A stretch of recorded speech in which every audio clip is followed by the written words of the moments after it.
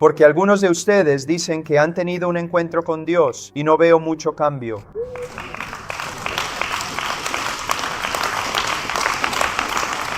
Y de nuevo, no sé por qué están aplaudiendo.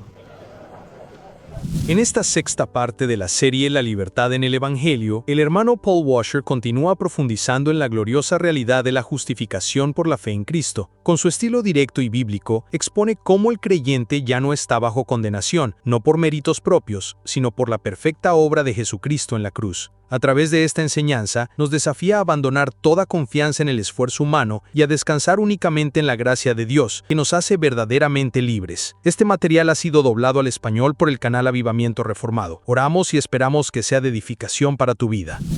Una vez más, como siempre, es un gran privilegio para mí estar aquí con ustedes.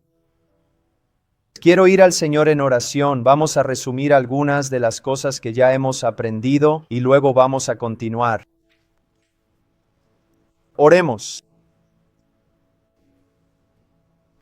Padre amado, vengo ante ti en el nombre sagrado de tu Hijo Jesucristo.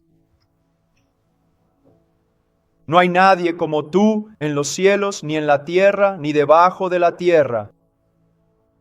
Tú eres Dios. Te adoramos, te alabamos, te damos gracias porque nos creaste. Pero lo más importante, Señor, te damos gracias porque nos redimiste. Y no con monedas, ni oro, ni plata, pero con la sangre de tu propio Hijo. Padre, te pido que quienes están aquí hoy te conozcan profundamente, amen a tu Hijo, caminen en obediencia a Él y encuentren nueva vida en Cristo. Padre, ayúdanos. Somos pequeños y somos débiles. Y miramos hacia ti en el nombre de Jesús. Amén.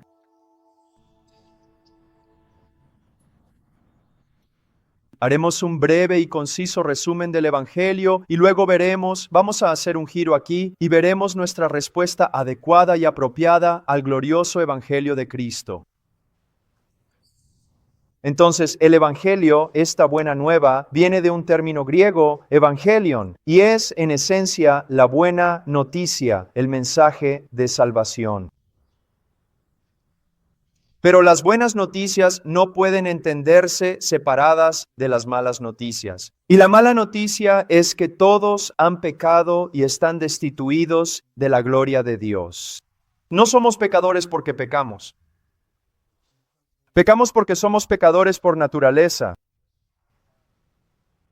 A veces utilizo la siguiente ilustración. La gente dice, oh, los niños son tan inocentes. Si tan solo los niños nos guiaran. Si los niños nos dirigieran, estaríamos en la Tercera Guerra Mundial para mañana.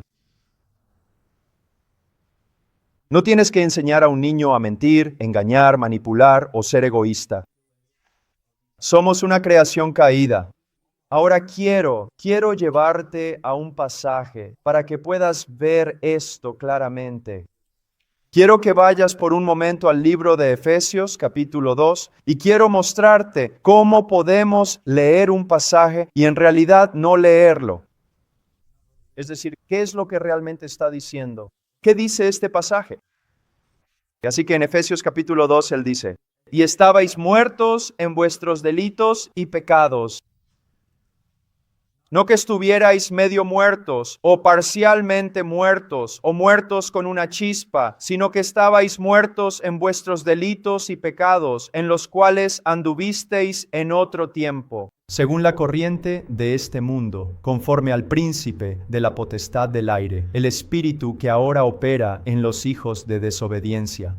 Entre ellos también todos nosotros vivimos en otro tiempo en los deseos de nuestra carne, satisfaciendo los deseos de la carne y de la mente, y éramos por naturaleza hijos de ira, igual que los demás.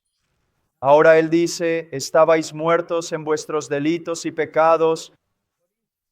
De lo que está hablando aquí es de una idea de esfera, es locativo, así que quiero que piensen en esto.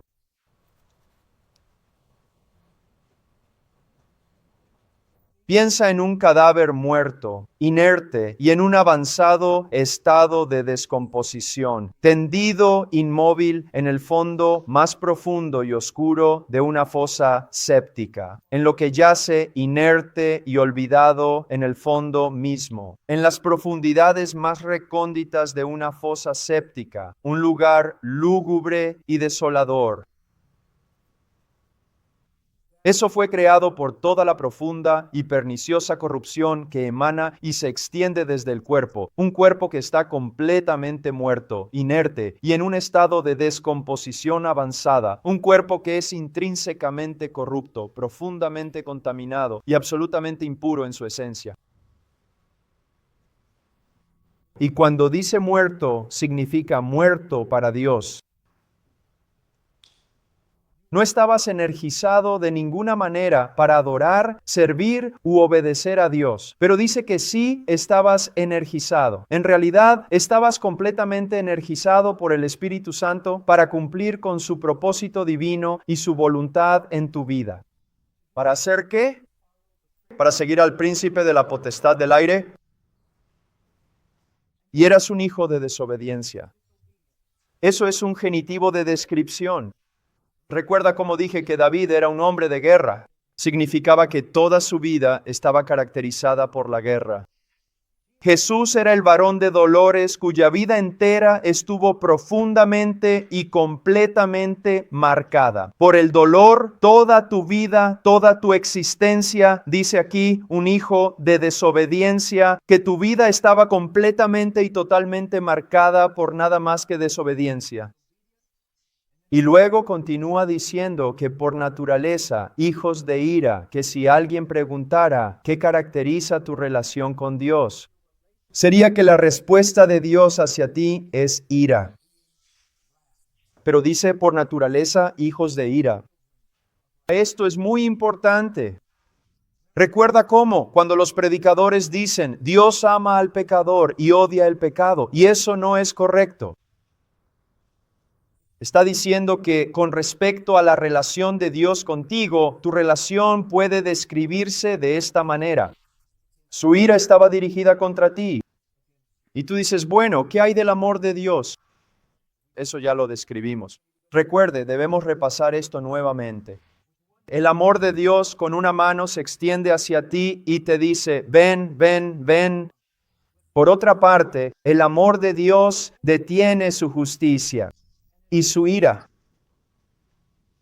Pero un día, con respecto a ese individuo que continúa rechazando la súplica de amor de Dios, venga a ese individuo, Dios retirará su mano de esta manera, no más oferta, y retirará su mano de esta manera. No te quedará nada más que la ira. Un día Dios hará esto a nivel cósmico, a nivel global. Cuando Jesucristo regrese, ahora mismo Dios está llamando al mundo, vuelvan a mí, mientras Él detiene su justicia. Todavía no, todavía no, todavía no. Les daré espacio, les daré tiempo, pero un día cuando suene una trompeta, esta mano es rechazada, es retirada, se retrae. Ya no hay una oferta de salvación y Él se retira y no queda nada más que ira. Y es entonces cuando los hombres más poderosos de este mundo se arrastrarán hacia agujeros y cuevas y clamarán para que las rocas y las montañas caigan sobre ellos, para esconderlos de la ira del Cordero.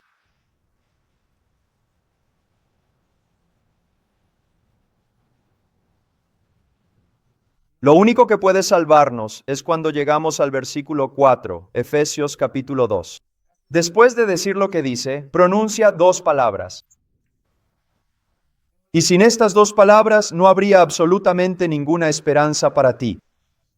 Ninguna esperanza para mí. Dice, pero Dios. Pero ahora recuerda lo que aprendimos. El mayor problema en toda la Biblia, lo que se conoce como el dilema divino. De hecho, es el tema central de toda la Biblia. Es la gran pregunta que ha existido a lo largo de todos los anales de la historia. ¿Y cuál es? Esta es la pregunta. ¿Cómo puede Dios ser justo y al mismo tiempo mostrar misericordia a los malvados? ¿Cómo puede Dios perdonar a los malvados sin ofender su justicia? Porque recuerda lo que te dijimos, esto no es como la mayoría de los predicadores te dirán. Ellos te dirán, en vez de ser justo contigo, Dios fue misericordioso. Bueno, eso significaría que la misericordia de Dios no fue justa, no fue recta. No, Dios no puede dejar de lado su justicia para mostrar misericordia. Debe haber una perfecta armonía entre los atributos de Dios. Él no es como nosotros. Él no puede contradecirse a sí mismo. Entonces, ¿cómo muestra Dios misericordia sin contradecir su justicia? Y así es como sucede a través de la cruz de Cristo en la cruz. La justicia de Dios fue derramada, pero no sobre el pecador. Fue derramada sobre su Hijo unigénito, su precioso y perfecto Hijo. Cargó con nuestro pecado. Nuestro pecado le fue imputado a Él.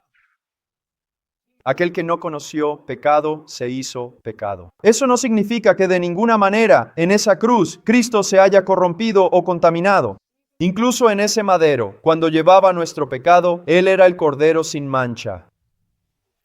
Pero nuestro pecado fue puesto sobre Él, imputado legalmente a Él. Y entonces Él se hizo maldición. Leí en Deuteronomio, donde les mostré maldición tras maldición, que caería sobre los impíos. Cristo se hizo esa maldición porque está escrito, maldito todo el que es colgado en un madero. ¿Y qué más? Él clama con profunda angustia, Dios mío, ¿por qué me has completamente desamparado en este momento crucial? Es porque en ese madero, en ese instante de sacrificio, Dios mismo se retiró de él. Retiró su presencia favorable de su propio Hijo y luego derramó sobre su Hijo la ira. Y durante 3 horas en la oscuridad, encerrado a solas con Dios, Cristo experimentó oleada tras oleada, marea tras marea, de la feroz indignación de Dios. Su santa ira contra tu pecado fue derramada sobre Cristo hasta que la justicia de Dios dijo, estoy satisfecho. Y Cristo exclamó, consumado es, lo cual en griego es a menudo un término contable, pagado en su totalidad. Así que la justicia de Dios está completamente satisfecha en lo que respecta al pecado del creyente. Y la ira queda aplacada de una vez por todas.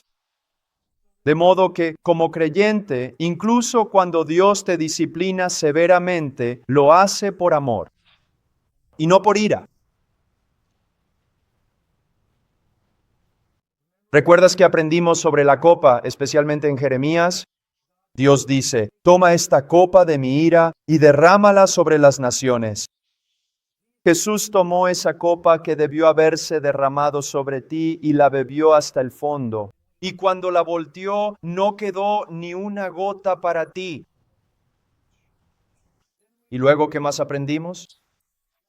La prueba de que lo que hizo en el Calvario, la prueba de que su obra justifica plenamente al pecador, la prueba de que Dios aceptó su sacrificio, es que al tercer día, resucitó de entre los muertos. Y luego fuimos al Salmo 24 y vemos la ascensión. Mira, Jesucristo es Dios, pero Jesucristo es completamente hombre. Él es carne de nuestra carne y hueso de nuestro hueso. Él es el último Adán que vino a recuperar lo que Adán perdió. Y así, en virtud de su propio poder, en virtud de su propia sabiduría, en virtud de su propia virtud, Cristo mismo asciende hasta las puertas del cielo. Y en el Salmo de la Ascensión, el Salmo 24, Él clama a las puertas y dice, abríos. Todo el cielo corre hacia las puertas y pregunta, ¿quién es este? Ningún hombre puede ordenar que estas puertas se abran. ¿Qué hombre se atrevería a poner su mano en el pestillo de las puertas del cielo? Y cuando miran por encima del parapeto del muro, ven a Jesús. Y Él dice que se abran estas puertas. ¿A quién? Preguntan. Él responde, al Rey de Gloria. Y Él entra y se sienta a la diestra de Dios. Está consumado. Y Él está allí para siempre para interceder por ti. Para interceder por ti. Quiero darte un pasaje más antes de continuar. Y quiero que por un momento vayas al libro de Daniel, en el capítulo 7. Ahora, ¿sabes que Jesús a menudo se refería a sí mismo como el Hijo del Hombre, verdad? El Hijo del Hombre no tiene dónde recostar su cabeza. El Hijo del Hombre. Muchos intérpretes modernos malinterpretan eso por completo. Piensan que Jesús está diciendo algo humilde.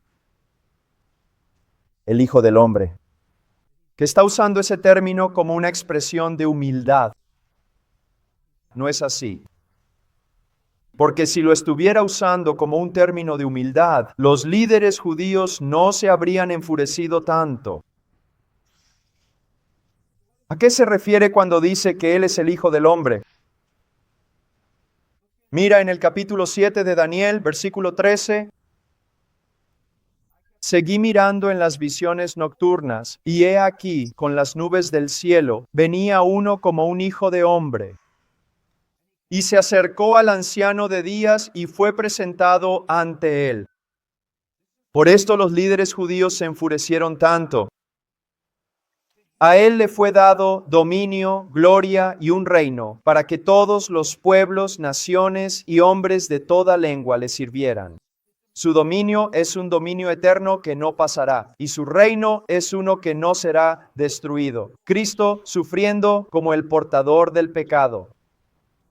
Cristo muere. Cristo resucita de entre los muertos. Cristo asciende al cielo y toma el trono. ¿Y qué clase de trono era? Versículo 14. A él le fue dado dominio, gloria y un reino. Su dominio es un dominio eterno que no pasará, y su reino es uno que no será destruido. Por eso, Él es el José superior. Ahora, ¿a qué me refiero? ¿Recuerdan que ayer hablamos de eso? José no compartió su túnica de muchos colores con sus hermanos, pero Cristo comparte su manto de justicia con todos sus hermanos. Él te viste. Verás, cuando Cristo murió en la cruz, por virtud de eso eres perdonado. Pero no solo eres perdonado, la vida perfecta que Cristo vivió y siempre escuchó, este es mi Hijo amado en quien tengo complacencia. Esa vida perfecta te es imputada a ti. Estás vestido con eso. La túnica de muchos colores que pertenece al que es mayor que José, le pertenece a tu hermano mayor. Y por eso sigo diciéndoles, no hay un solo héroe en esta historia. Y no es algún predicador tonto, es el Hijo de Dios, es el Hijo de Dios. Ahora, ¿por qué Él es mayor que José? Si recuerdan, José estaba en la prisión, recuerden que Él estaba en una prisión. ¿Y luego qué sucede? En un instante su ropa de prisionero es cambiada y es presentado ante el faraón, el hombre más poderoso de la tierra. Y el faraón le dice a José, excepto por tu palabra, no se moverá ni un dedo ni un pie en todo Egipto. Tú eres Señor sobre todo. Bueno, Jesús es mayor que José. Él no ascendió ante algún rey terrenal. Él ascendió al Padre en el cielo y se sentó a su diestra.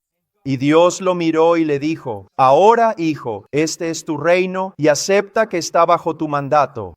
No se moverá ni un pie ni un dedo en toda la tierra. Cuando los cristianos tiemblan ante nuestros gobiernos corruptos, ante nuestros líderes malvados, ante la posibilidad de que venga la persecución. Oh, ¿qué le está pasando al mundo? No lo sé. Tengo tanto miedo. Eso solo ocurre porque no entiendes el poder de tu Señor. Aquel que se sienta en el cielo se ríe. Y fíjate, no se pone de pie y se ríe. Él se sienta y se ríe. Y si todo el mundo, si todo el infierno estuviera vacío y todos los ejércitos del mundo se unieran en una sola fuerza contra Cristo y su trono, sería como un pequeño mosquito golpeando su cabeza contra un pedazo de granito del tamaño del mundo. No importará. Pero aquí está el asunto, este mismo ser supremo que controla el mundo entero y los vastos mundos y las innumerables galaxias y los infinitos universos y todas las estrellas brillantes, Él controla tu propia vida si eres verdaderamente creyente, si eres un creyente de corazón. Todo en el universo ha sido sometido a Cristo, lo sepa o no. Si tuviéramos tiempo, iríamos a otro pasaje en el libro de Daniel y descubriríamos eso. Cristo es esa piedra que es cortada del monte sin intervención de manos y viene a la tierra y aplasta todos los reinos. Y el último reino es Roma. Y lo que necesitas entender es lo que eso significa. Cuando Jesús ascendió al trono, puso un verdadero fin a todos los reinos de la tierra. Todos estos pequeños reyes y presidentes y primeros ministros y países y ejércitos, ¿sabes lo que son? No son más que niñitos sentados en tronos de papel maché con pequeñas coronas de hojalata en la cabeza. Otra cosa que necesitas entender es esto, y es sumamente importante. ¿Cómo entonces debemos vivir? Francis Schaeffer, el gran filósofo cristiano. ¿Cómo entonces debemos vivir? Bueno, mira lo que dice aquí. Y es muy importante en el versículo 14. Su dominio es un dominio eterno que no pasará. Y su reino es uno que no será destruido. ¿Por qué es eso una buena noticia? Ha habido hombres en la historia, hombres nobles, hombres brillantes que dieron su tiempo, su talento y sus vidas para establecer reinos nobles. Esto ha ocurrido periódicamente a lo largo de la historia. Hombres que van a la guerra y entregan toda su vida, la sacrifican para detener al enemigo. Vemos hombres que invierten todo en su vida para construir imperios financieros y todo lo demás, pero solo hacen falta unas pocas décadas. ¿Y qué sucede? Si es un rey, se corrompe. O es reemplazado por un rey corrupto. Si es un país próspero, ahora está siendo destruido. Por ejemplo, el nuestro, bajo el juicio de Dios. Si es un imperio, todos los hombres ricos mueren. Pero tú, si estás en Cristo, tienes la oportunidad de vivir para un rey que nunca será corrompido. Y él nunca será reemplazado y nunca será destituido por votación. Nunca habrá un cambio de guardia. Y tienes la oportunidad de vivir para un reino, trabajar para un reino, luchar por un reino, construir un reino que nunca desaparecerá. No tuvimos tiempo para hablar de esto, solo tuvimos un momento para mencionar la ascensión. Pero estas son muchas de las cosas que son el resultado de la ascensión. A menudo he pensado en mi vida, porque muchas veces he estado en lugares donde hay persecución, guerras y diferentes cosas. Y siempre he pensado, si voy a morir como mártir, ¿cuál sería la última cosa? Que me gustaría mirar a la cara de mis perseguidores y decir, esto es todo. Larga vida al rey. Larga vida al rey. Puedes quitarme la vida. Puedes destruir todo lo que soy, pero larga vida al rey. Otra cosa que quiero que observes en esto, perspectiva. Solo por un momento ve a Romanos y quiero describirte la vida cristiana y al cristiano de una manera que tal vez no hayas escuchado. Romanos capítulo 2. Al principio de Romanos, él habla sobre el juicio de Dios y en el versículo 6 dice que Dios vendrá, Dios juzgará. Él dará a cada persona conforme a sus obras.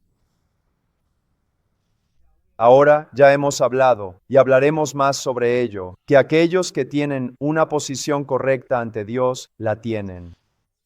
Solo por su identificación, su unión con la persona y la obra de Cristo. Pero hay un juicio de obras y hablaremos de eso más adelante. Pero mira cómo describe a un cristiano. Mira, aquí hay un problema incluso antes de que lo leamos.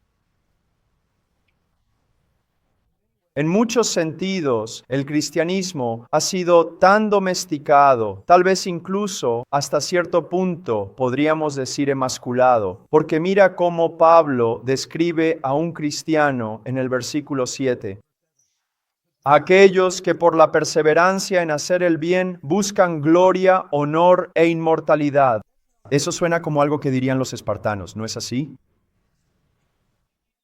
Y cuando él habla de gloria aquí, está hablando de lo mismo que Jesús mencionó en Juan 5:44, cuando habla de la diferencia entre aquellos hombres que buscan la gloria de los hombres y aquellos que buscan la gloria de Dios. Y no hay nada de malo en que usemos ese tipo de lenguaje. Vivimos para la gloria de Dios, para su gloria y no la nuestra. Pero también existe esta idea, y yo la pienso a menudo. Un día Él va a llamar mi nombre y yo dejaré caer mi espada y me presentaré ante Él.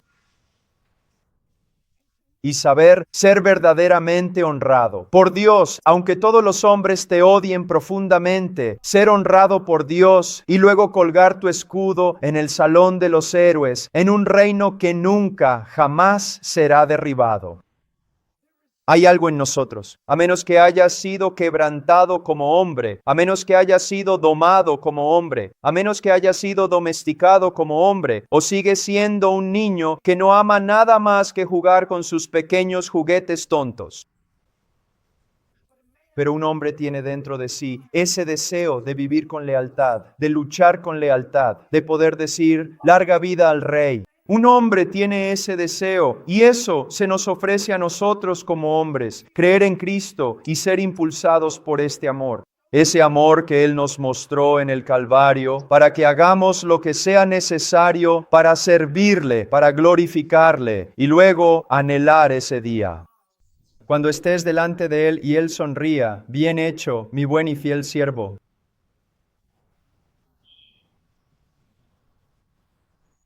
¿Para qué estás viviendo? Parece que fue apenas ayer cuando yo tenía solamente 9 años de edad. Hoy tengo actualmente 63 años cumplidos de edad. Mañana ya no estaré. ¿Por qué estamos vivos? ¿Solo para existir? ¿Solo para nacer, educarnos, trabajar, jubilarnos y morir? No, es para vivir para Él. Para vivir para Él.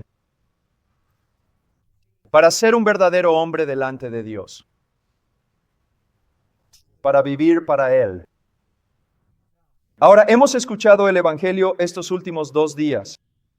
Y quiero que veamos la respuesta adecuada. Quiero que vayamos a Marcos capítulo 1.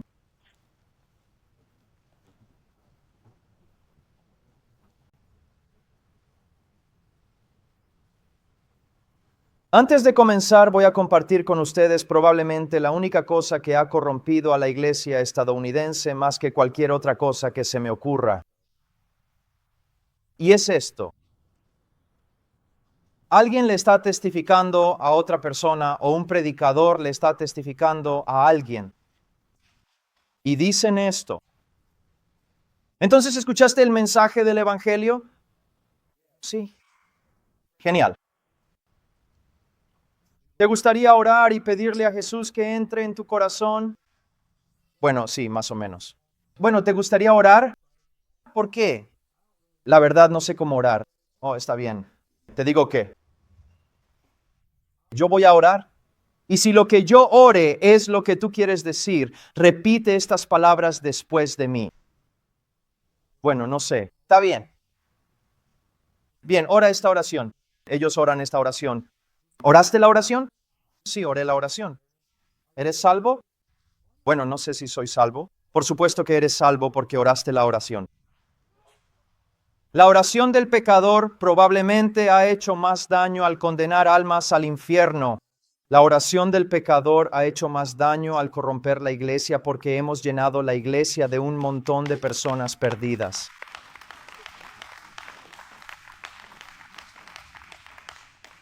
Ahora, ¿puede alguien orar la oración del pecador y ser salvo? Absolutamente. Pero son salvos. No porque hayan repetido algún credo de una autoridad religiosa que debería haberlo sabido mejor. Si son salvos es porque el Espíritu Santo ha iluminado su mente y les ha mostrado el Evangelio.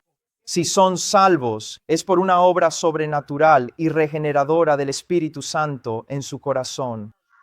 Si son salvos, es porque han visto su pecado y no han encontrado ninguna esperanza en sí mismos y han corrido a Cristo creyendo que Él es el camino, la verdad y la vida.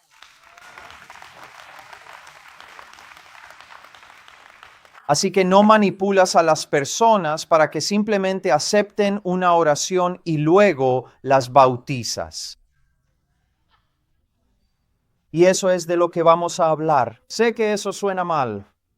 Pero tú dirás, ¿quién eres tú para decir estas cosas? Bueno, antes que nada, esto es algo que quiero enseñarte. Hermenéutica. La hermenéutica es el estudio de cómo estudiar la Biblia. Y aquí hay algo que quiero que veáis. Si os enseño algo o si interpreto la Biblia de cierta manera, un cierto texto, y luego recorro 2000 años de historia cristiana, estudio 2000 años de Cristo creyendo en la Biblia, ¿verdad? Cristo creyente en la Biblia. Y estudio su interpretación del mismo texto. Y descubro que todos están de acuerdo, pero todos están en desacuerdo conmigo. ¿Quién está probablemente equivocado? A mí. La manera como hemos hecho la evangelización en los Estados Unidos es algo nuevo, algo que nuestros padres desconocían. La salvación es por fe y solo por fe. Pero es una obra de Dios que no necesita ser manipulada por algún predicador tonto. Y esto es especialmente importante en este tipo de entorno. Hoy en día, muchas personas en la iglesia están perdidas, pero también muchas personas en prisión están perdidas. Sin embargo, piensan que tienen algún tipo de religión porque alguna autoridad religiosa les dijo que hicieron lo correcto. Si no es Dios quien te dice que hiciste lo correcto, sino la voz de un hombre, estás en problemas. ¿De verdad quieres confiar en la voz de un hombre? Ahora, aquí en el capítulo 1 de Marcos, Jesús dice esto. Bueno, Marcos dice esto en el versículo 15. Él registra las palabras de Jesús. Bueno, volvamos al versículo 14. Capítulo 1, versículo 14. Ahora bien, después de que Juan fue arrestado, Jesús vino a Galilea predicando el evangelio de Dios y diciendo: el tiempo se ha cumplido y el reino de Dios está cerca. Ahora, ¿quién quiere repetir esta oración? Eso no es lo que dice. Dice que el tiempo se ha cumplido. El reino de Dios está cerca. Arrepiéntanse y crean el evangelio. Arrepiéntanse de sus pecados y crean firmemente en el evangelio de Jesucristo. Ahora arrepiéntanse. Hombre, he escuchado a algunos predicadores jóvenes modernos hablar sobre esto y me asustan muchísimo porque dicen metanoia. Significa un cambio de mente en griego. Así que arrepentirse significa que has cambiado de opinión. ¿Reconoces que eres un pecador? ¿Sí? Bueno, entonces ya te has arrepentido. Esto es lo que necesitas entender. En primer lugar, en el idioma griego, al igual que en el hebreo, no puedes simplemente ir a un diccionario y sacar el significado del término. Tienes que interpretar un término en su contexto y en la forma en que se usa a lo largo de toda la Biblia. Así que, en su raíz básica, metanoia tiene la idea de que cambiaste de opinión. Pero cuando recorres desde Génesis hasta Apocalipsis y estudias metanoia en el griego o el hebreo, descubres algo. ¿Qué es lo que descubres? En primer lugar, la mente, un sinónimo, el corazón, en la Biblia, tanto en el Antiguo como en el Nuevo Testamento, se refiere a ese aspecto más profundo de quién eres. Es el centro de control de tu voluntad, tus emociones, tu disposición, tus acciones. Ahora, ¿por qué es eso importante? Bueno, déjame darte un ejemplo. Estás sentado aquí ahora mismo. Estás sentado. Estás tranquilo. Estás escuchando. ¿Por qué? ¿Por qué no crees que este edificio esté envuelto en llamas y no lo está? Pero no crees que este edificio esté envuelto en llamas. Así que eso te afecta. Afecta tu emoción, tu disposición, tu voluntad, tus acciones, tu tranquilidad. Estás confiado. Estás sentado. Estás cómodo. Pero ahora, de repente, miras hacia arriba y ves que todo el edificio está envuelto en llamas. ¿Adivina qué hiciste? Acabas de cambiar de opinión, ¿verdad? Pero cuando cambiaste de opinión, ¿qué pasó? Todo lo demás cambió, ¿no es así? Ese cambio de mentalidad tuvo un impacto en todo lo demás. Tuvo un impacto en tus emociones. Sentiste miedo. Pasaste de estar tranquilo a tener miedo. Ansioso. Eso cambió tu disposición. Si alguien te mirara, podría ver a una persona completamente diferente ahora. Y también cambiaría tus acciones. Ustedes se atropellarían unos a otros para salir por esa puerta. Así cuando alguien dice que arrepentimiento es un cambio de mentalidad, cambiaste de opinión. Reconociste que eras un pecador y eso es todo. Eso es arrepentimiento. Eso es todo lo que es. Eso es una mentira.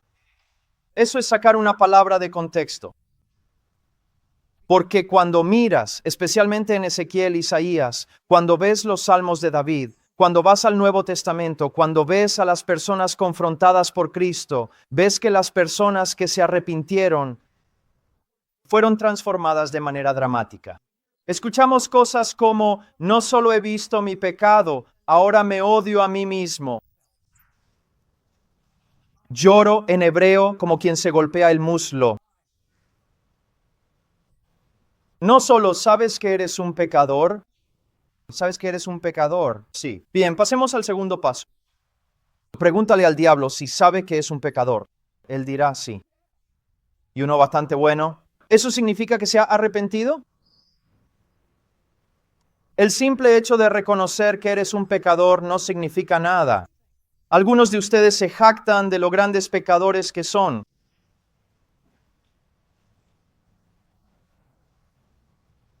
Así que miramos lo que hacemos. ¿Reconoces que eres pecador?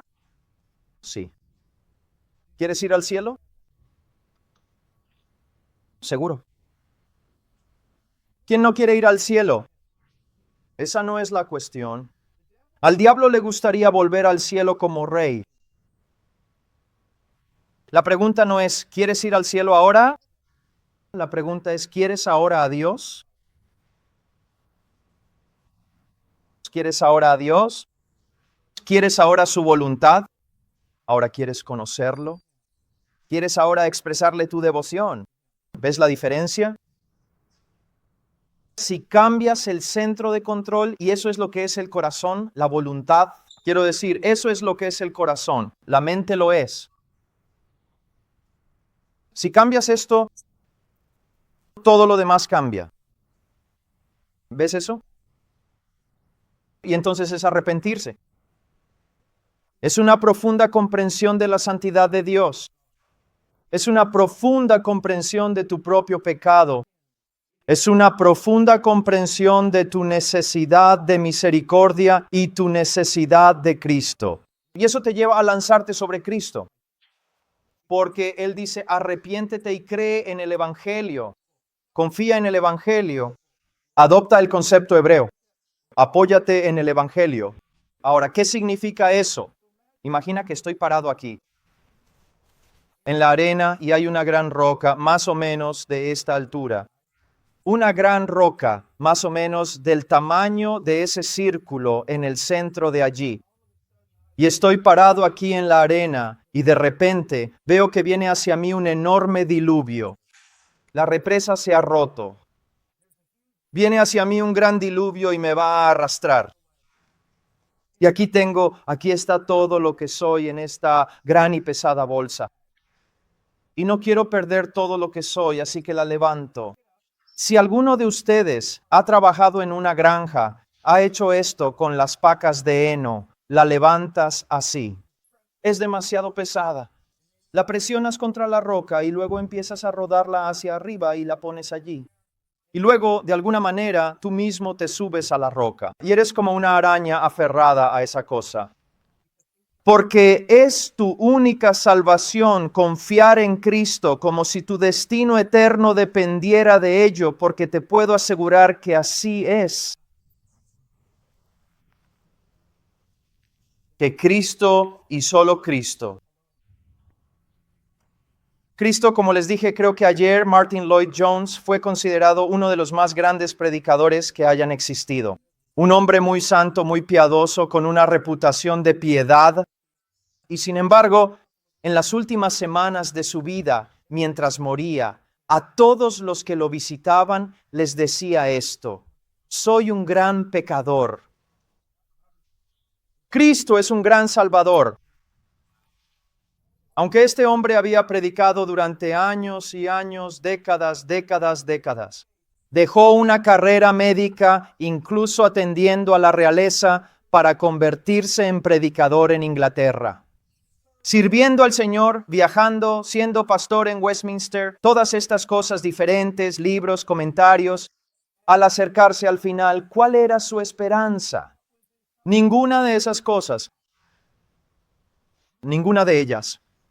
Ninguna de sus obras. Solo las obras de Cristo son nuestra única esperanza. Ahora, en el versículo 15, Él dice: el tiempo se ha cumplido y el reino de Dios se ha acercado. Arrepiéntanse y crean en el Evangelio. Esos son dos mandatos. Pero esto es lo que deben entender acerca de esos mandatos. Son imperativos en tiempo presente. Ahora, ¿por qué es eso importante? Ustedes lo leen como arrepiéntanse y crean. Pero el imperativo está en tiempo presente. Así que lo que Jesús está diciendo es: el tiempo se ha cumplido y el reino de Dios se ha acercado. Ahora pasen el resto de su vida arrepintiéndose y el resto de su vida creyendo. O podrías traducirlo de esta manera: sigan arrepintiéndose y sigan creyendo. Ahora, ¿por qué es eso importante? No puedo decirles cuántas personas. Dije, ¿saben? Les comparto el Evangelio en la calle. Y les digo esto: ¿has llegado a conocer a Jesús? ¿Te has arrepentido? ¿Has creído? Sí, ya hice eso. Ya lo hice. Como si fuera una vacuna contra la gripe. No te preocupes por mí. A los 9 años el predicador me pidió esa oración. La recé y me quité eso de encima. Ya lo hice. Fui bautizado. Sí, ya lo hice. No te preocupes por mí. Estás viviendo como si estuvieras en el infierno. No te preocupes por mí. Ya hice eso. Ese tipo de lenguaje. No quiero ser sarcástico, elocuente ni trivial, pero eso es exactamente lo que la gente dice. Ya lo hice, ya lo cumplí. ¿Qué fue lo que hiciste? ¿Qué hiciste? ¿Y sabes de dónde viene eso? De una predicación mala, superficial. Animan a todos, los hacen rezar una oración, los sumergen en el agua y luego se jactan.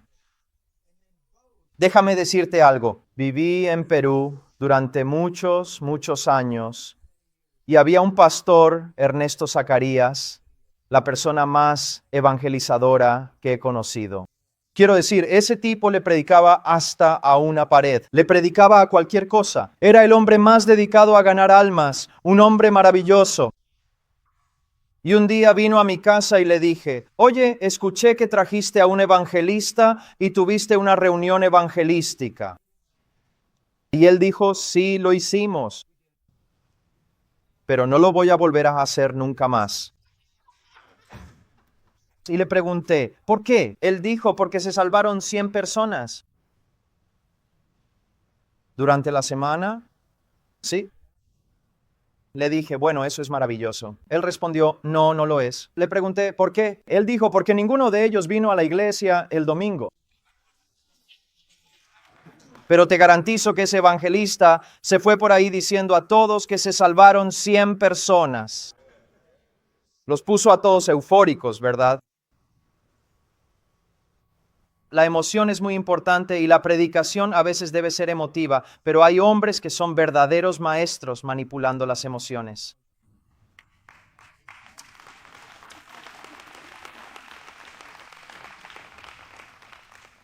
Ahora podría decir, no sé por qué están aplaudiendo, porque estoy hablando de ustedes, pero voy a ser amable ahora. Entonces, ¿cómo funciona?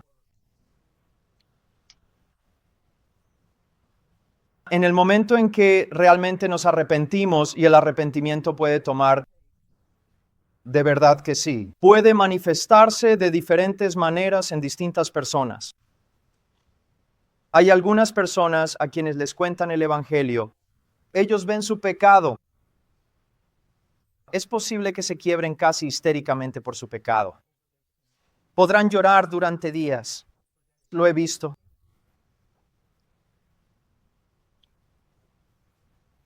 Pero eso no significa que así sea como Dios obra en todos. He visto personas destrozadas por el pecado, pensando que no tenían vida, que no tenían a nadie, que no había nada. Y verdaderamente se arrepintieron, vieron su necesidad, pero al mismo tiempo estaban tan abrumados por el amor de Dios que simplemente se llenaron de gozo. Así que no quiero que digas, oh, no lloraste lo suficiente, no te lamentaste lo suficiente, no hiciste esto lo suficiente. Debemos dejar esto en manos de la soberanía de Dios. Pero lo que debes entender es que si realmente te has arrepentido, eso va a tener un impacto. Va a cambiar la dirección de tu vida. No estamos hablando de perfección. No estamos hablando de santificación inmediata. Pero vas a sentir, no solo ver, vas a sentir tu necesidad de Cristo. Y será algo continuo y tu confianza será continua. No tendrás otro Salvador más que Jesús. Ahora, voy a darte una lección respecto al arrepentimiento y la fe y cómo nos acompañan a lo largo de nuestra vida. Y algunos de ustedes que son creyentes más maduros entenderán eso, así que déjenme hacer un poco de espacio aquí. Así que digamos que soy un hombre perdido. No conozco a Cristo. Realmente no conozco la Biblia. Y un día voy caminando por la calle y escucho a un predicador callejero. Y es bueno. Él conoce la Biblia. Y lo escucho predicar el Evangelio. Y esto es lo que sucede. Y de alguna manera esto sucede. Ya he hablado sobre la posibilidad de diferentes manifestaciones de esto. Pero estos son algunos de los elementos clave de lo que va a suceder mientras él predica el Evangelio. Voy a ver a Dios como nunca lo había visto antes. Antes tal vez pensaba que era como un abuelo y que estaba bien conmigo y con todo. Pero si ese predicador está predicando, voy a ver que Dios es santo. Él es santo. Y a la luz de esa inmensa santidad, ¿qué más voy a poder ver? Voy a ver mi propio pecado, mi gran pecado. Y al ver mi pecado, habrá tristeza, una realidad. Soy un pecador. Estoy equivocado. Estoy roto. Estoy desubicado. Soy rebelde. Soy desobediente.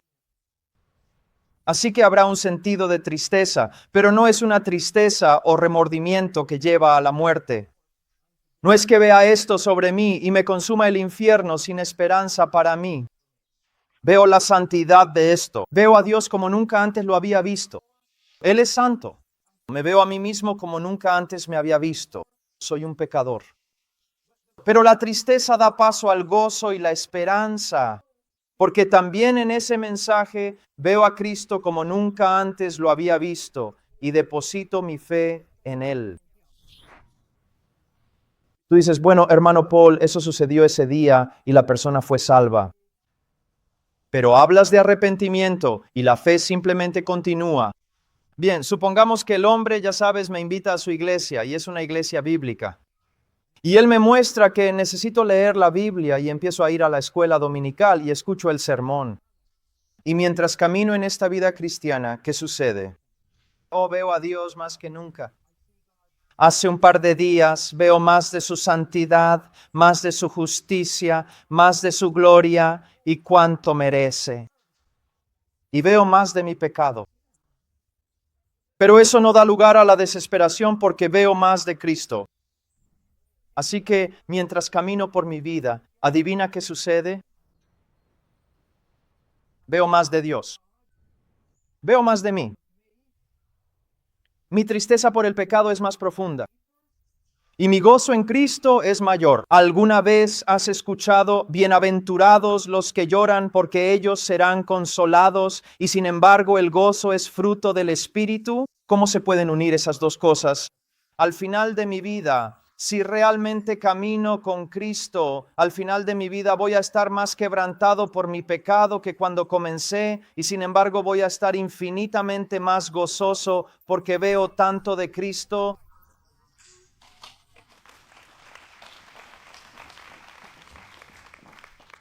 El día que fui salvo, al día siguiente, me dieron una Biblia y empecé a salir a contarle a la gente acerca de Jesús. Te diré algo, yo pensaba que era, no sé qué. Pensaba que era santo. Pensaba, hombre, ya sabes, estoy testificando, estoy predicando y veía el pecado. Pero ahora, después de más de 40 años, veo mucho más pecado en mi vida ahora que el que veía en aquel entonces. Pequeñas cosas que permanecen ocultas. De hecho, a lo largo de toda tu vida, lo que hace Cristo es abrir otra puerta y alumbrarla. Todas esas pequeñas habitaciones de ídolos y todo lo demás, Él abre las puertas y les da luz. Y hacia el final de tu vida, eres más sensible al pecado. Te duele más tu pecado. Ves cada vez menos cualquier contribución que hayas hecho. Pero ahora es todo de Cristo. También en la santificación hay una transición que ocurre cuando eres un creyente joven. Dices que necesitamos a Jesús y ni siquiera sabes lo que eso significa. No tienes idea de cuánto necesitas a Jesús hacia el final de tu vida. Cuando dices necesito a Jesús, al menos sabes un poco más lo que eso significa. No tengo esperanza, excepto que Él derramó su sangre por mí. Eso es todo. Como decía ese gran predicador, Martin Lloyd Jones, soy un gran pecador, pero Cristo es un gran salvador. Ahora, no te equivoques al respecto. A medida que creces a través de la palabra de Dios, por medio de la obra del Espíritu, por la disciplina de Dios, te vas a convertir en un hombre más santificado. Vas a crecer en Cristo. Pero tu discernimiento va a notar muchas más cosas malas en ti. Pero eso cumple un propósito. ¿Cuál es el mayor? ¿Para qué está obrando Dios en tu vida? Bienaventurados los pobres en espíritu, porque de ellos es el reino de los cielos. ¿Sabes lo que Dios está haciendo? Desde el momento en que eres salvo, Él está creando pobreza de espíritu en ti. De eso se tratan todas las pruebas. Por eso te deja correr y te deja fracasar. Todas estas cosas son para quitarte hasta el último vestigio de confianza en la carne, para que toda tu confianza esté depositada únicamente en la persona de Cristo. De nuevo lo he dicho 1000 veces. Solo hay un héroe en esta historia y es Jesucristo, nuestro Señor. Toda esta historia redentora trata de redimir a un pueblo, pero no es principalmente sobre redimir a un pueblo. Si tuviéramos tiempo, entraríamos en Efesios capítulos 1 y 2 y descubriríamos el misterio de Cristo, que de lo que realmente se trata todo, desde la caída de Adán hasta la cruz de Cristo, es de revelar a principados, potestades, poderes y dominios. No cuán grande eres tú, sino cuán grande es Él. Es su historia, es su historia. Déjame hacerte una pregunta. ¿Te has arrepentido para salvación? Si respondes que sí, mi siguiente pregunta sería, ¿sigues arrepintiéndote?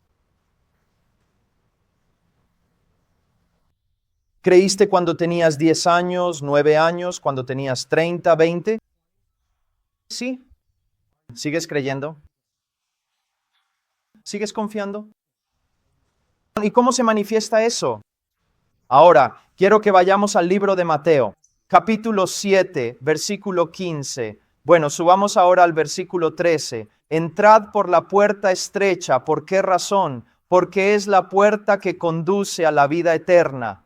Porque ancha es la puerta y espacioso el camino, que lleva a la destrucción. Y muchos son los que entran por ella, porque estrecha es la puerta y angosto el camino que lleva a la vida, y pocos son los que la hallan.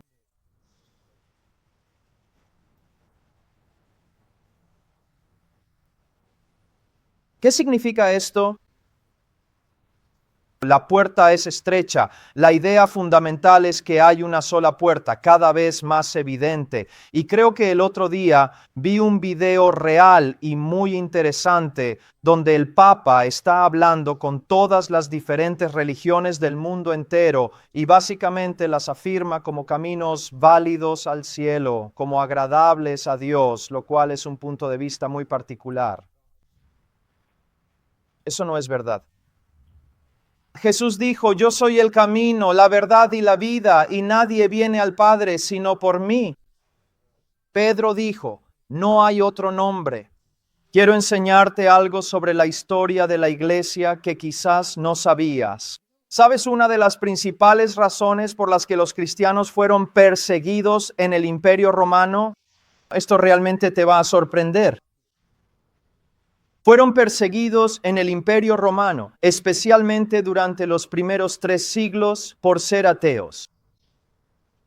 ¿Lo sabías? Fueron perseguidos por ser ateos. ¿Por qué? Bueno, porque Roma tenía miles de dioses. Quiero decir, intercambiaban dioses como si fueran tarjetas de béisbol. Tenían dioses e ídolos y todos celebraban una gran fiesta. En realidad, todos son felices y todos son Dios. Es un poco como Estados Unidos, ¿no? Tu manera, mi manera. Creo que soy un pez. ¿Crees que eres un burro? Maravilloso. Y así hay todos estos dioses. Bueno, ¿por qué llamaban ateos a los cristianos? Porque los cristianos se levantaron y dijeron, ese no es un Dios, ese no es un Dios, ese no es un Dios, ese no es un Dios, ese no es un Dios, ese no es un Dios, ese no es un Dios, ese no es un Dios, ese no es un Dios, ese no es un Dios. Hay un solo Dios verdadero y un solo camino hacia ese Dios. Es Jesucristo el Nazareno. Así que hay una sola puerta estrecha. ¿Te das cuenta? Hace años estaba dando una conferencia y dije, si quisiera ser muy popular, es decir, estar en los programas de entrevistas y todo eso, y que todos me quisieran, tendría que cambiar mi mensaje. Y alguien dijo, sí, y yo respondí, pero esto es lo que deben entender, solo tendría que cambiar un artículo. Ahora, en el idioma inglés tenemos un artículo indefinido, ¿verdad? Como un pájaro. Ese es un artículo indefinido. Un artículo definido es el pájaro. Para volverme muy popular con mi mensaje cristiano, solo tendría que cambiar una cosa.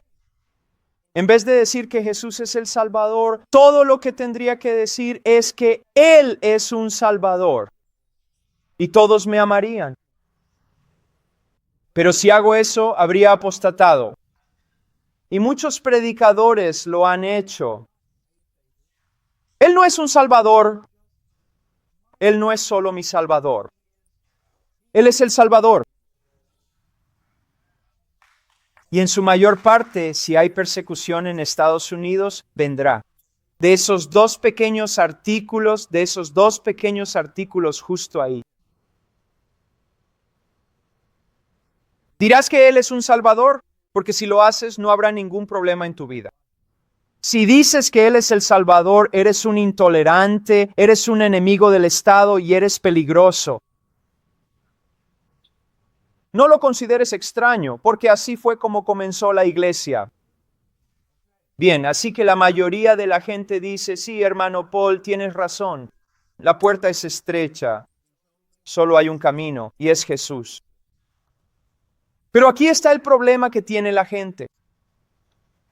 No solo la puerta es estrecha, el camino es angosto. No solo hay una puerta, hay un camino. Ahora tenemos que ser muy cuidadosos aquí. Si hay una doctrina que no soporto, es la justificación por obras. No somos justificados por obras. No contribuimos a nuestra salvación por medio de obras. Quiero dejar eso extremadamente claro. ¿Recuerdan lo que dije ayer sobre mi lápida? Voy a hacer que escriban. Va a ser una lápida grande. Voy a hacer que escriban. No aporté nada a mi salvación, excepto mi pecado, y nada a mi ministerio, excepto mi debilidad. Aquí no hay motivo para jactarse. Entonces, ¿a qué nos referimos? Donde el camino al cielo tienes que pasar por una puerta estrecha, pero también hay un camino angosto. Primero que nada, definamos ese camino angosto. Ese camino angosto está definido por la palabra de Dios, los mandamientos de Cristo, la enseñanza de la Biblia. Ese es el camino angosto. Si quieres saber cómo debes caminar, es de acuerdo a sus mandamientos. Si me amas, guardarás mis mandamientos. Ahora, eso suena mucho a, bueno, eres salvo por creer en Jesús y necesitas mantenerte salvo guardando los mandamientos. No, para nada. Y déjame explicarlo. Y realmente, si no lo haces, si no me sigues, volveré la próxima vez y lo enseñaremos de nuevo. Pero esto es lo que necesitas entender. Existen diferentes posturas, pero te voy a dar lo esencial, en lo que todo verdadero cristiano y evangélico está de acuerdo.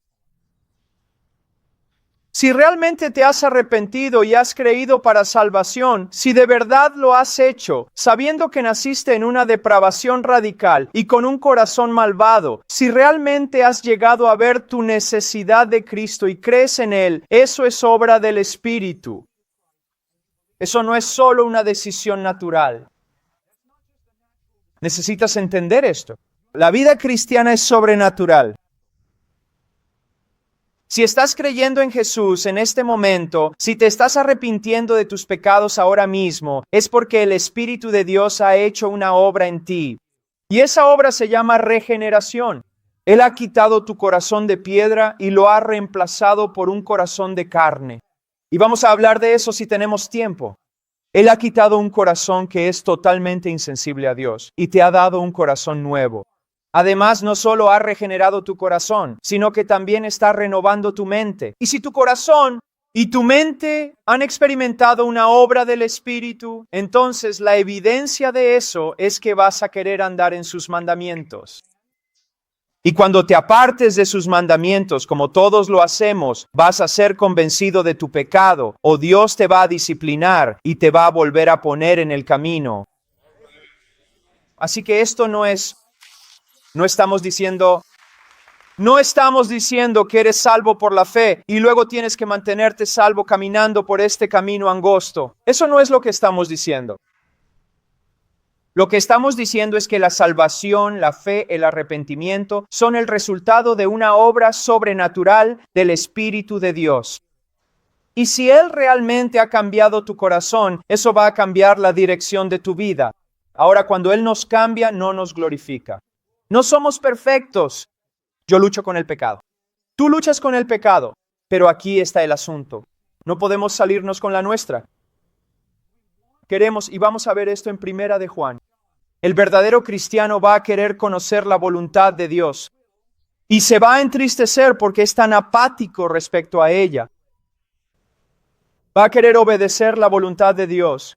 Y se va a entristecer cuando se aparte de ella. Y va a volver corriendo a ella.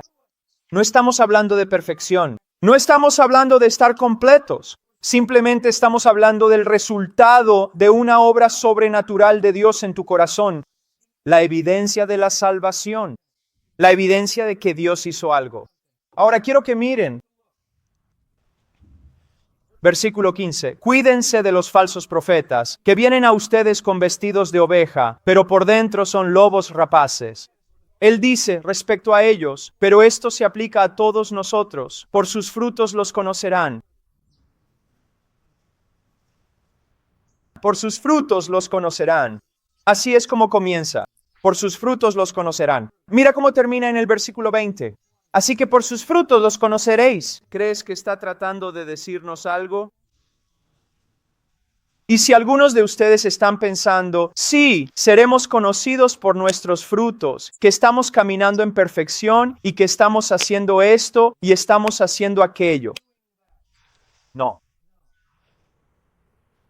Vamos caminando, somos conocidos por nuestros frutos, porque cuando la gente mira nuestras vidas, aunque a veces tropezamos, nos tambaleamos y estamos quebrados, hay una dirección en nuestra vida en la que queremos conocer a Dios y lamentamos que no queremos conocerlo más. Estamos obedeciendo a Dios y sin embargo lamentamos no obedecerle más. A veces nos desviamos del camino y cuando lo hacemos nos odiamos a nosotros mismos y nos sentimos atraídos a retomarlo. Esta no es una persona perfecta. Esta es una persona que se ha entregado a Cristo y es obvio. Ahora él dice esto, versículo 16. Por sus frutos los conoceréis. No se recogen uvas de los espinos ni higos de los abrojos. ¿Lo son? Hombre, era un maestro. Ahora, déjame hacer esto como un verdadero drama, por favor. Él mira atentamente a la gran multitud y dice con voz clara, uvas, uvas, estas no se recogen de la vid de forma natural, sino que requieren un proceso de cuidado y recolección. Veamos, las uvas no se recogen de los espinos. ¿O sí? ¿Pueden oír a la multitud? Bueno, por supuesto que no. Jesús, quiero decir, eres carpintero, pero todo el mundo sabe eso, no tienes que ser agricultor. De hecho, Jesús, si alguien viniera y te dijera que las uvas se recogen de los espinos, no creas lo que están diciendo. Quiero decir, o están fuera de sí o son unos engañadores. Bueno, entonces los higos no se recogen de los cardos. ¿O sí? ¿Alguna vez se recogen cosas de los cardos? Jesús, por supuesto que no, otra vez. Eres carpintero, ¿no se dan cuenta de que en realidad Él hizo todo esto? Eres carpintero. Yo soy agricultor. Déjame instruirte. Si alguien viene y te dice que consiguió unos higos en unos cardos, no les creas porque o están mintiendo o ellos mismos están engañados. Y entonces Jesús se da la vuelta y dice, sí.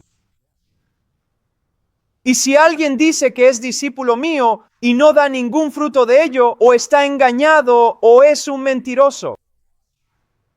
Los conocerás por sus frutos.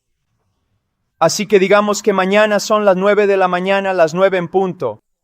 Bien, y ustedes están aquí sentados y yo no aparezco. Y como a las 9:45 corro hasta aquí. Tengo puestos los pantalones, la camisa, el pelo medio peinado. Saben, estoy normal y digo, chicos, lo siento, llegué tarde. Y ustedes dicen, hermano Paul, esto es algo tan poco importante para ti. No te importamos solo porque estamos en prisión y esas cosas. Simplemente piensas que puedes aparecer a la hora que quieras. Quiero decir, eso no está bien. Y yo digo, no, hermanos, déjenme explicar. Íbamos por la carretera a unas 55 millas por hora y de repente miramos hacia arriba. Y había un camión maderero, ya saben, pesaba como 40 toneladas y venía a unas 75 millas por hora. Y bueno, chocó de frente contra nuestro pequeño sedán. Y por eso llegué tarde. ¿Qué dirían ustedes? Dirían, hermano Paul, o tienes serios problemas mentales. ¿Tienes problemas, hermano Paul? ¿O eres un engañador? Y yo digo, ¿por qué? Ustedes dicen, hermano Paul, un pequeño sedán como el que ustedes conducen, yendo a 55 millas por hora, que choca contra un camión maderero de 40 toneladas que va a 75 millas por hora. Quiero decir, por el amor de Dios vas a quedar cambiado, vamos a poder notarlo. Así que déjenme hacerles una pregunta. ¿Qué es más grande, un camión maderero o Dios? Porque algunos de ustedes dicen que han tenido un encuentro con Dios y no veo mucho cambio.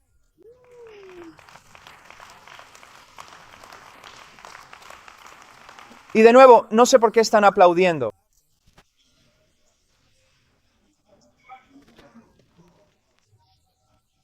Así que esto es lo que quiero que vean. Y otra vez, permítanme darles un ejemplo. Conozco a un hombre, sé que ya partió para estar con el Señor y era un tío mío. Así que soy mitad croata, Matiavich, y mi tío era un borracho. Éramos católicos. Los croatas son muy católicos. Él era un borracho y un día mis familiares empezaron a hablar de cómo encontró la religión. Había encontrado, no sé, algún tipo de iglesia evangélica, le compartieron el evangelio y él dijo que creía en Jesús y todos se burlaron de él. Decían que solo era un drama. Y mi tío realmente empezó a cambiar. Quiero decir, fue difícil, realmente fue muy difícil, pero podías ver que hablaba de Cristo y simplemente decía, Él me salvó, sé que lo hizo, pero luchaba, de verdad luchaba mucho, pero veías que iba progresando.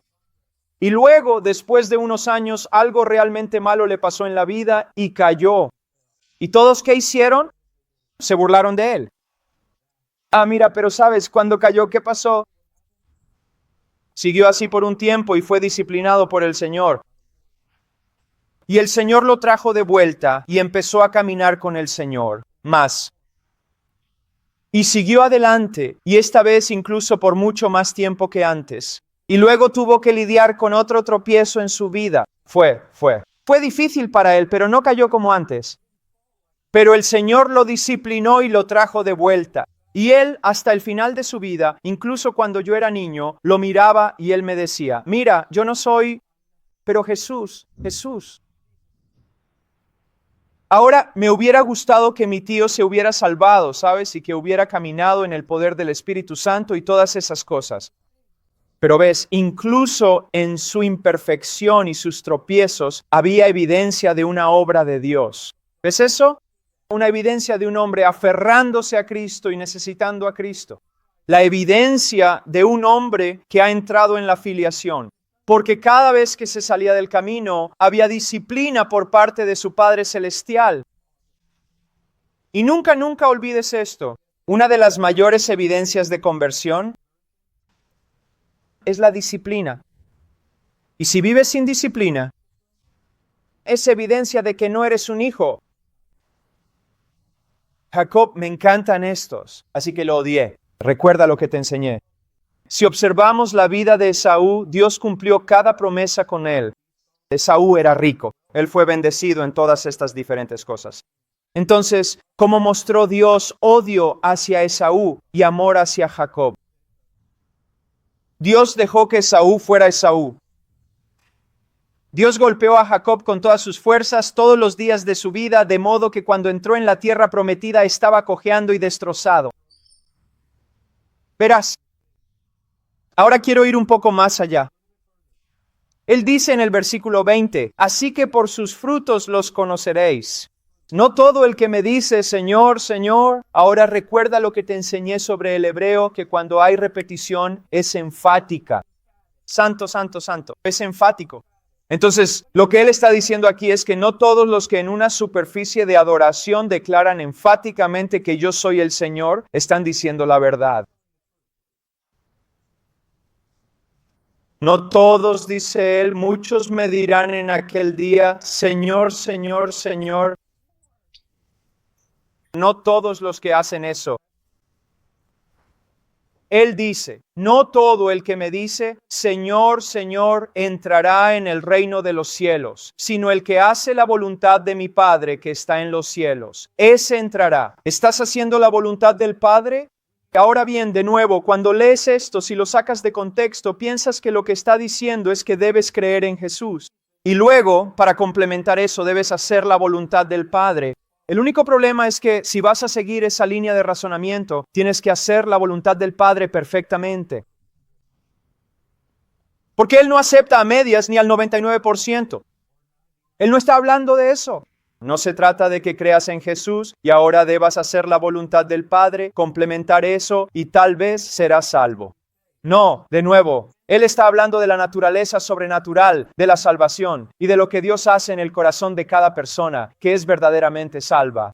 Él dice, una de las evidencias, la mayor evidencia de que realmente soy tu Señor es que buscas conocer mi voluntad. Y otra vez, cuando eres apático hacia eso, te sientes terrible contigo mismo. Quieres conocer su voluntad. Quieres hacer su voluntad. Y cuando quebrantas su voluntad, eso te quiebra a ti y vuelves a Él una vez más. Pero existe este proceso y progreso de una persona que desea conocer la voluntad de Dios y llevarla a cabo. Y él dice, muchos me dirán en aquel día, Señor, Señor, de nuevo, de manera enfática, ¿acaso no profetizamos en tu nombre? ¿Cuántos locos profetizan y caminan en impiedad y falta de santidad? Pueden pararse en un atril y hablar, tengo una palabra del Señor, adulterando. ¿Acaso no profeticé en tu nombre, y en tu nombre expulsé demonios, y en tu nombre hice muchos milagros? Y entonces les declararé, nunca os conocí. Ahora déjame hacerte una pregunta. Si un verdadero, digamos, esto nunca va a pasar, pero supongamos que Dios comete un error. De nuevo, eso nunca va a suceder. Pero supongamos que un verdadero creyente se presenta ante el Señor, un verdadero creyente, y el Señor le dice, nunca te conocí. ¿Sería ese el argumento de un verdadero creyente? Pero Señor, prediqué, expulsé demonios, hice milagros. ¿Sería ese su argumento? No, ellos irían, pero yo, Señor, yo lo sé profundamente en mi corazón. Yo sé que fui un pecador, un alma manchada por mis transgresiones, y sé con absoluta certeza que por mis propios medios no podía salvarme de la condenación eterna. Pero Señor, a pesar de todo eso, creí firmemente en tu amado Hijo, Jesucristo, quien vino a redimirnos con su sacrificio. Yo confié en Él, puse toda mi esperanza en el hecho de que lo que hizo, ¿ves lo que digo? Puedes ver que esta persona no está salvada, porque apelan a todas las grandes cosas que han hecho.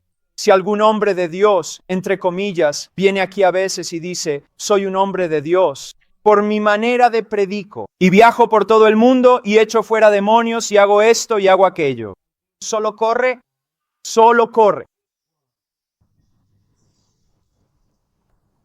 O tal vez si puedes encontrar un poco de alquitrán y plumas, tal vez esa sería otra idea. Simplemente sáquenlo de aquí. Cualquier hombre que se pare en este púlpito, su único orgullo debe ser Cristo y Cristo crucificado. Eso es lo que dijo Pablo.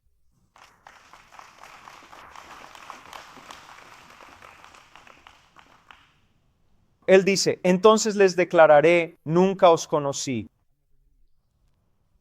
¿Cómo funciona eso? Conocí, la idea principal es ginosko o gnosis. Esta palabra proviene directamente de lo que el apóstol Pablo está pensando y queriendo expresar aquí en este pasaje. Mateo está escribiendo a Jesús. Él está pensando en yada, la palabra hebrea, y eso. Puede referirse al conocimiento factual, al conocimiento relacional, a la amistad, al conocimiento íntimo, incluso al matrimonio, incluso a las relaciones sexuales. Entonces, esta persona, ya sabes, viene delante del Señor. Él dijo, yo, echar fuera demonios. Yo profeticé, hice milagros. Y Jesús dice, nunca os conocí. ¿Qué significa eso? No tuve ninguna relación contigo. No caminamos juntos en este momento. No me hablaste tú. Yo no era tu amigo. No quisiste saber mi palabra. Oh, sí, fuiste a algunas reuniones. Aprendiste algo de lenguaje. No tuvimos ninguna relación en absoluto. Apártate de mí. Nunca te conocí en absoluto.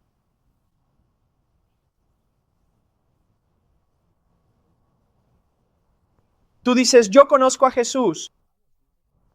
Esa no es la pregunta. ¿Jesús te conoce a ti? Si yo me acercara a la imponente y bien custodiada Casa Blanca, a la mismísima Casa Blanca, e intentara de alguna manera entrar sin autorización, y de repente alguien de seguridad me dijera con firmeza, oye, no puedes entrar aquí bajo ninguna circunstancia. Y yo voy, oh, no te preocupes por eso. ¿Conozco al presidente? ¿Me van a dejar entrar? No. Pero si el presidente sale de la Casa Blanca y dice, oye, lo conozco, déjalo entrar. Puedes hablar mucho sobre cómo conoces a Jesús. La pregunta es, ¿te conoce Jesús? Y la evidencia es que estás confiando en Él. Estás tratando de seguirlo. Estás roto cuando no lo haces. Y vosotros vais apreciando cada día más lo que Él hizo por vosotros en el Calvario.